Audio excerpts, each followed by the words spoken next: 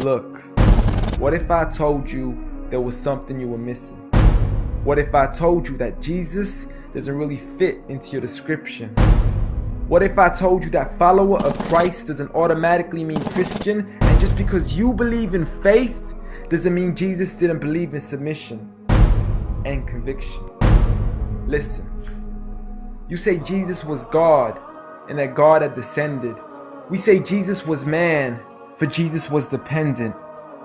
Our God is all great and cannot be comprehended. You say that God was murdered, or do you believe that he pretended?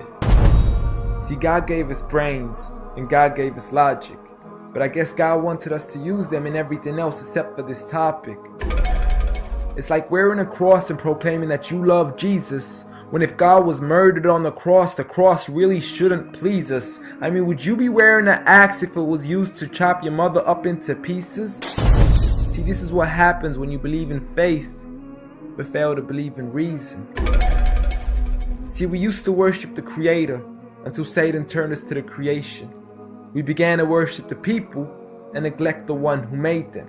We began to believe that God had died, but how could a God even be created? A miraculous birth, and therefore the Son of God was begotten. See, the creation of Jesus was easy, but you seem to have forgotten that God says be, and it is, just like with Adam, a concept too complex for the church to merely fathom. But he was the creator of the universe, for all we know, even more. And so what if we can't see him? I mean, what, you acting like our universe is small? I mean, there's still so much we're still yet to explore. I mean, there's still so many things as human beings we still haven't seen, touched, heard, or saw. I mean, our eyes can't even handle the sight of the sun. So how can we possibly handle the sight of our Lord? See, Jesus used to pray, but in your opinion, who'd he pray to? I mean, if Jesus was God, surely prayer would be of no use. Or did he only require it when he needed to know the truth?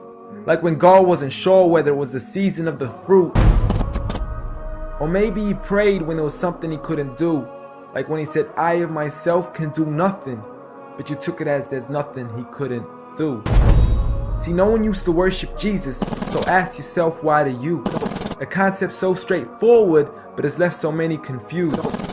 See, Jesus preached one God, but the church has failed to practice. And I mean, you don't have to be that dumb to know that 1 + 1 + 1 equaling 1 isn't necessarily going to give you a pass in mathematics. See, the church said 3 when Jesus said 1.